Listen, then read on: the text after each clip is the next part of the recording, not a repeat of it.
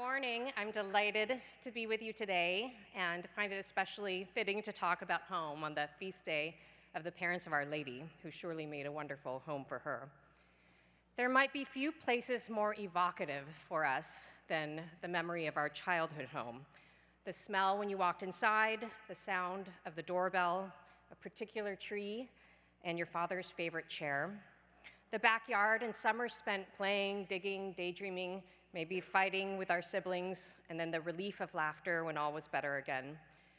A terrible argument in the kitchen, the sound of your mother singing your favorite dish at Christmas, and the feeling of returning home after a long trip. Home felt as familiar as your name. You didn't question it, it was just who you were, this place where you lived. It's strange how a structure can take on the persona of its inhabitants. We sense that our homes are not meant to be like other places, even though we can engage in similar activities elsewhere. We can have a family meal at a restaurant, we can sleep well at a motel, or even better, a beautiful hotel such as this. But neither are meant to be home. In fact, if we treat home as a restaurant or a hotel, we are mistreating it. It's not meant to be a filling station nor a place of disaffiliated boarders. One of the most trackable metrics as far as how home life is going is whether or not there's some consistency of family meals, or if all members are scurrying off to eat separately or in front of a screen and not prioritizing time together. Home is meant to be communal, and family meals incarnate that reality of what we are and who we are. The time around the table is certainly central, but also important is the work of home, the sometimes chaotic preparation of the meal, the crumbs, the spills, and cleanup after. We are learning not just to be together, but to serve one another in a productive home economy, animated by a currency of love. Like the body of the church, the home can be thought of like the body of the family, making the inhabitants cohesive and ordered toward a common good. There's a very outmoded word that people used to use. The word is home wrecker. I bring it up not to relitigate its usage, I'm glad it's passé. But there's something fascinating that we called it a home wrecker, not a marriage wrecker or a family wrecker. It speaks to something very real, that the breakup of a marriage or a family can feel like the home itself has been attacked, that the home, the memories, the safety, the innocence nurtured within this body holding us all together has been bombed, leaving each member adrift, laden with shrapnel, and seeking reconstitution. But even in the best of cases, when home life is near idyllic, it's not meant to be eternal, despite the fact that it gives us a sense of permanence. Children grow and launch into the world and start anew, and there's a real melancholy that can puncture the nostalgia of home, in that at some point it will be a place of loss. Death, major life changes, the ghosts of your kids' feet when they first started toddling around, their first steps, even though the nest has long since been emptied. All of these serve as reminders that we yearn for and are made for a permanent familial love and are pilgrims on our way to a home that cannot be broken. The two homes, the one in this life and the one in the next, are intimately connected. One is not a mere way station biding our time awaiting the next. Our homes here are meant to be a formation and a preparation for our eternal home. The very everydayness of home, what the modern mind interprets as perhaps banal, builds the sort of intimacy that leads to finding our true identity as sons and daughters of a good and loving Father whose will we can trust. As a child, I really reverenced my own father, and I knew that he deeply loved me and delighted in me. And in that combination of reverence and deep personal love, somehow I made the next step very easily, that God was not an arbitrary, distant lawgiver, but rather a father who called me and us by name. For generations throughout history, most people's lives could be expected to be pivotally marked with three stages of home life. First, there is our childhood home, not necessarily just one building. Some families move from place to place, but generally the home you came from. Second, there's when home becomes a person, when we fall in love, and home shifts from a place to a person. And then third, there is the home and family that the two then are inspired to build together. I'm identifying these stages in broad strokes. Individual lives follow different trajectories, but generally speaking, these three stages of home are what have moved along the human species for millennia. This process, repeated throughout generations, indeed, it's the very engine of generation. Generative referring to people, begetting people, who in turn beget people, and on and on. But something has interrupted this ordinary cyclical life progression. At each stage of home, we now see dramatic and unprecedented destabilization. First, in our homes of origin, children today experience perhaps more instability in the home than at any period heretofore. Dismal statistics abound of abusive homes, broken homes, fatherless homes, and the resulting economic, emotional, and psychological instability need not be recited. I think we are just seeing the tip of the iceberg with the wounds and pathologies that are rendering our society not only angry and despairing, but stagnant and sterile, metaphorically and literally. And what of the disruption to the second stage of young adults finding home in one another, in the vocation of marriage? I remember this stage very clearly. The last Christmas I spent before marriage was with my parents, and it was lovely, but I remember feeling it was wrong to be apart from my soon-to-be husband. He had, in a very real way, become my home, and the shift was palpable. But for many young adults, gone, or perhaps suppressed, is the impulse to fall in love and to find the rest of their lives in each other. Often now, marriage is dismissed with a shrug or even with derision. Why would it be on the radar of 20-something-year-olds today? Hookups are not for the sake of forever. The hookup is for the sake of the for right now, and then for the next.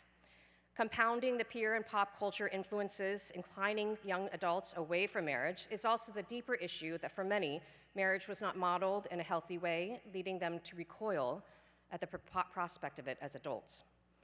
This message of the futile and fraught nature of marriage is also delivered to the masses online by provocateurs such as Andrew Tate and Pearl, who remind their audiences over and again what a bad deal marriage is.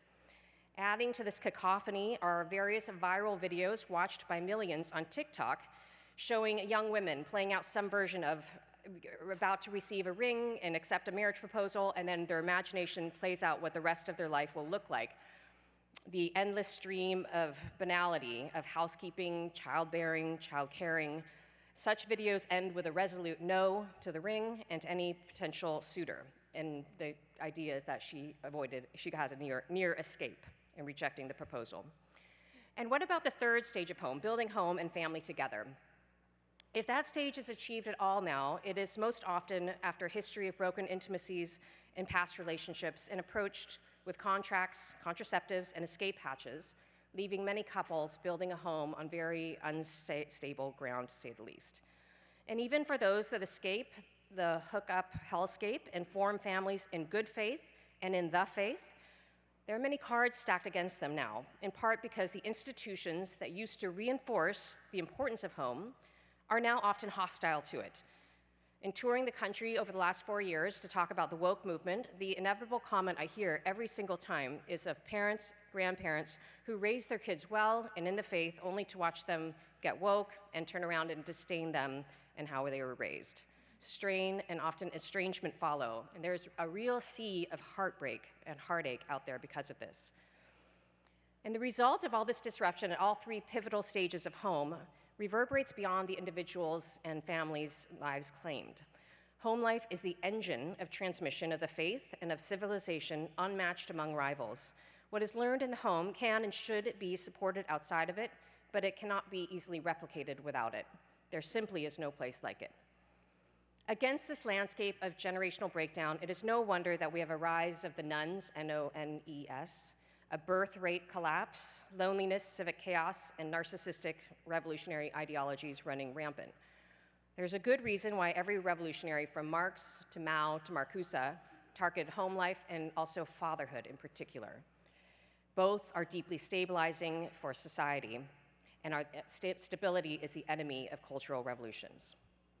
We can look at this landscape and the scope of the work to be done and feel a weight of discouragement, or we can look at it with a great sense of purpose and renewed hope and trust in God's great love and mercy for his children. So what is the source of our optimism amidst such a bleak and barren reality?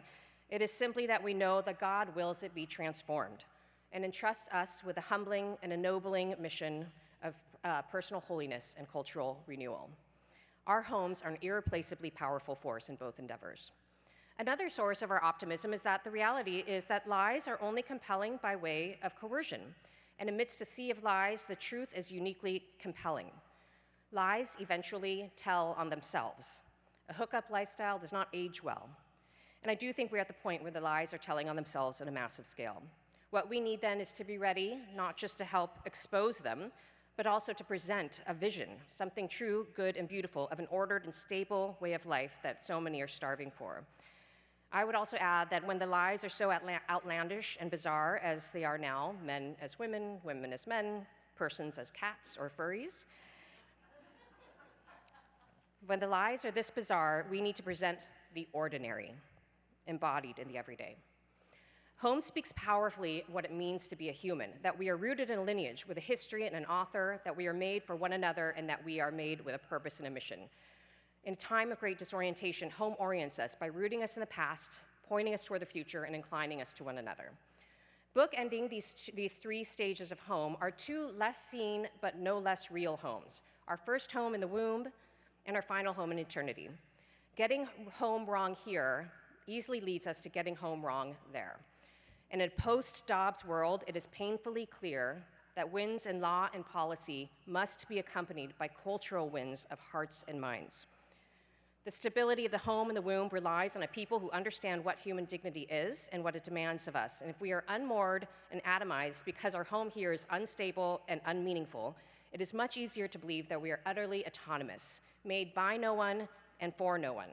And likewise, if we are made by no one and made for no one, we hardly know what sort of thing we are, much less whose we are, and hence our eternal home becomes an inconceivable abstraction. But getting home wrong here also carries significant consequences for our civic life. Venerable Fulton Sheen wrote presciently over 70 years ago, "Once sacrifice is separated from the home, sacrifice is separated from the nation."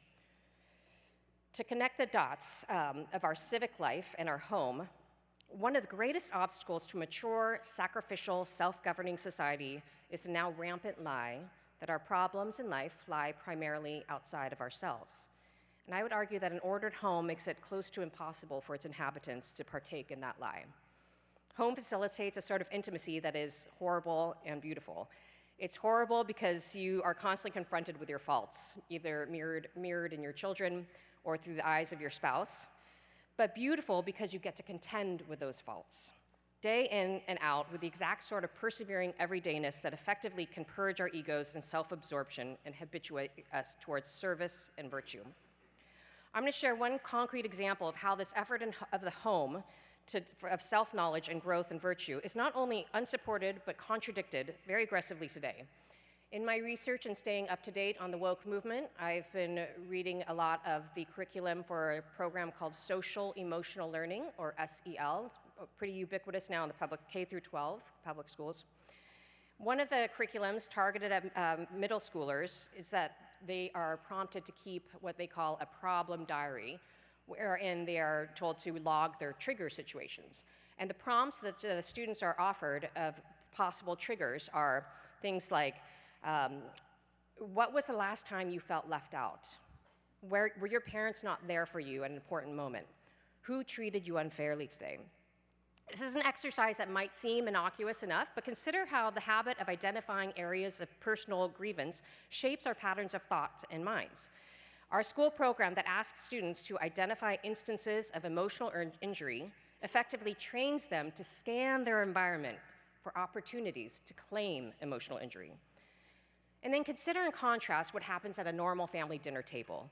Likely what the questions your parents asked you were the ones you asked your children, the ones I asked mine. What did you learn today? Did you include that new student today? Were you a good friend? Did you help around the house? Now imagine instead at the family dinner table, the questions each evening were, who hurt you today? How were you made to feel left out today? This would become a perverse examination of conscience, wherein we are asking our children to habitually examine everyone else's conscience and never their own. All people start out life rightly consumed by their needs and desires. Babies are utterly helpless. It is in home that we can consistently coax kids outside of themselves at each stage of development, encouraging them to set aside their absorption with their wants, their needs, their hurts, their hungers, and begin to examine their duties, their mission, their indebtedness, and their gratitude. If we want someone to fail, or an entire society to fail, teach people to adopt a grievance mindset. If we want someone to succeed, or if we want our whole nation to succeed, we need to fortify it on the cellular level of the home. Not only will this lead to better citizens, it can also lead to more Christians. Our homes have the capacity to be a powerful force of evangelization. The language of home is not lofty. It requires no training in theology or scripture. It's a universal language that most everyone speaks intuitively. This is the conviction is the driving force behind the Theology of Home project that Carrie Gress and I started over 6 years ago with our books and our lifestyle brand. The culture is already deeply invested in the things of home decor, television shows, networks, magazines, the resurgence in domestic arts from keeping chickens to backyard gardens to knitting to making broth. This speaks to a common longing that we ought not dismiss. Home is a powerfully compelling access point to the minds and hearts of the people we want to reach. In the same way that many women became radicalized through things like television show and magazines with progressive lifestyle brands, we believe Catholic media can and should aid in connecting the dots between the longings for all things home to the stability and community, both natural and supernatural, from which these more surface desires emanate. Home is a language that people understand. The everyday, ordinary message of home is compelling for men as well. I have a friend named Paul, 36-year-old professional, smart, educated. He had a very rough home life as a child by any measure, with verbal and emotional abuse, a lot of isolation, not much community. Though baptized, the faith was only presented in a very disordered and limited way. Eager to escape, Paul pursued college, then grad school.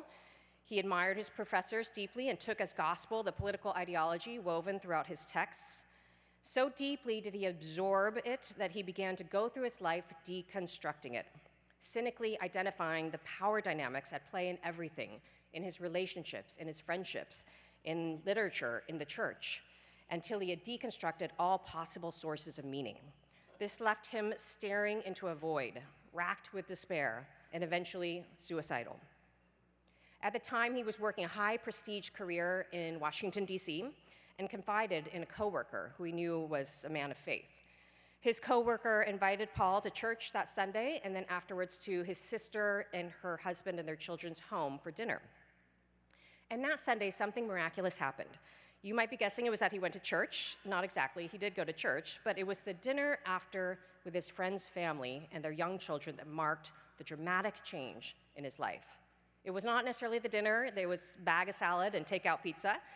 It was seeing the interaction of an imperfect but happy family in the intimacy of their home life.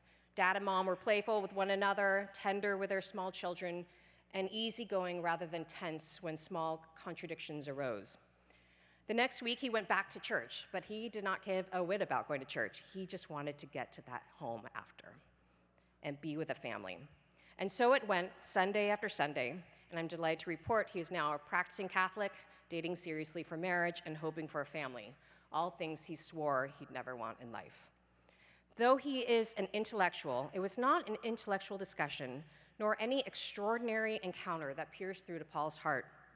It was the ordinary everydayness of a family home.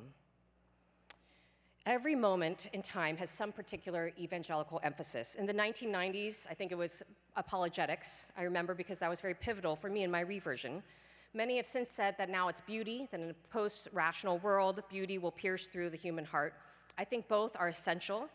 I'd also add that in this moment in time, I think that we are called especially to emphasize something easily overlooked, but needed now more than ever, the ordinary.